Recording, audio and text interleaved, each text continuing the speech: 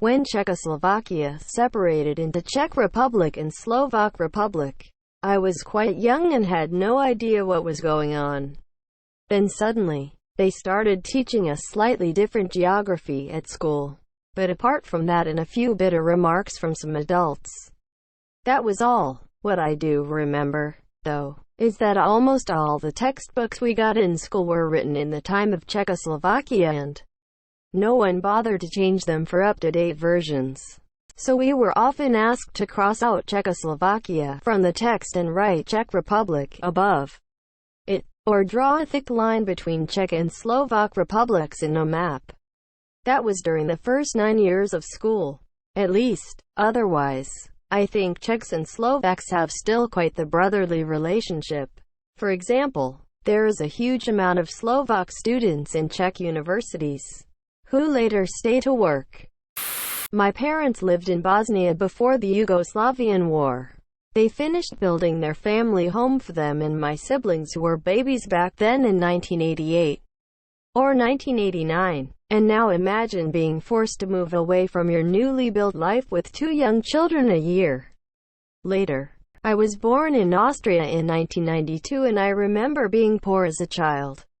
Poor but happy. My mother's educational degrees were not to be found, were not accepted in Austria, basically restricting her possible jobs to being a cleaning lady after being the manager of a Yugoslavian market chain. I remember the first time we visited the old house after the war in 1998, I think.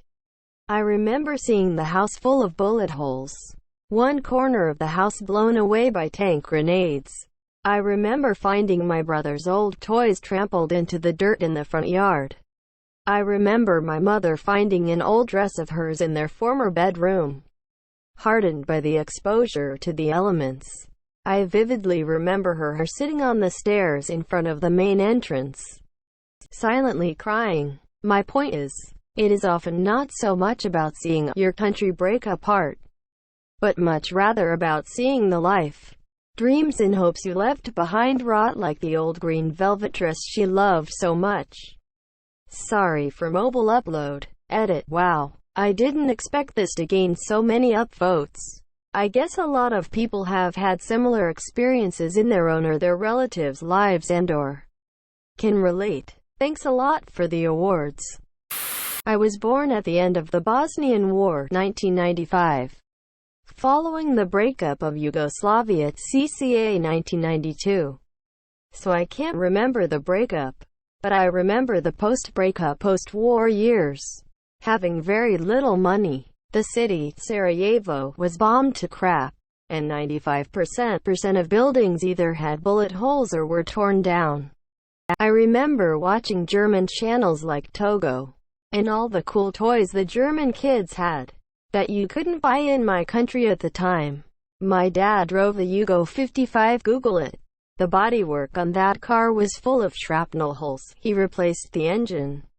Later, my dad did the bodywork on the car himself, but he didn't have money for car paint, so he painted it with paint used for mailboxes.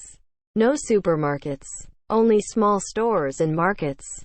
Now the country looks and feels like any other European country, but back then it was a whole different story. I had a foreign exchange student from Latvia. He said his family made a lot of money because they sold a tank left on their property. Well, Czechoslovakia divided into Czech and Slovak Republic, and honestly it's pretty much the same. The languages are almost identical and there is pretty much no difference between the two countries, except for the fact that Czechia is bigger and has a little bit better economy. Source: I am from Slovakia. Edit: for everyone asking about the details of split, please read this https://n wikipedia.org wiki dissolution of Czechoslovakia separation article. I lived in Moscow before the USSR got dissolved. One thing that was jarring in the aftermath was the emergence of a lot of Western chains we previously had no exposure to. I remember going to my first McDonald's in 1991. A funny anecdote I heard is that the service staff had to be trained to act more friendly, like they would in American restaurants, To be fair, it was a stressful and uncertain period. We emigrated from the USSR about a year before it broke up. So technically I am a Soviet. What makes everything more complicated is that we're from Crimea, which was recently annexed by Russia. I opened a new bank account a while back, and one of the details I had to fill is where I am originally from. It was an electronic with a menu. No option to select USSR and pick either Ukraine or Russia would be taking a political standpoint. It was a very weird experience. I was born just around the dissolution of Czechoslovakia, but I have heard from many people who experienced it that it was very peaceful. Basically, Slovakia wanted their own state because they are a separate nation and their language is different. Though we understand each other. And they also were not thrilled that all the political decisions were being made in Prague. So Slovakia was a bit forgotten at times. Our two countries still have very good relationships, and although we make fun of each other, we are buddies. I was born in the USSR 2 months before it collapsed, so I don't personally remember anything, but my parents do. Everything was basically chaos. Most of the businesses that were previously funded by the government had no chance of competing with Western businesses, so many of them went bankrupt, and that meant that lots of people, including my father, lost their jobs. And lots of unemployment then led to lots of crime. The 90s were a crazy time full of riots, crimes, and violence in many former Soviet countries. A family friend grew up in East Germany.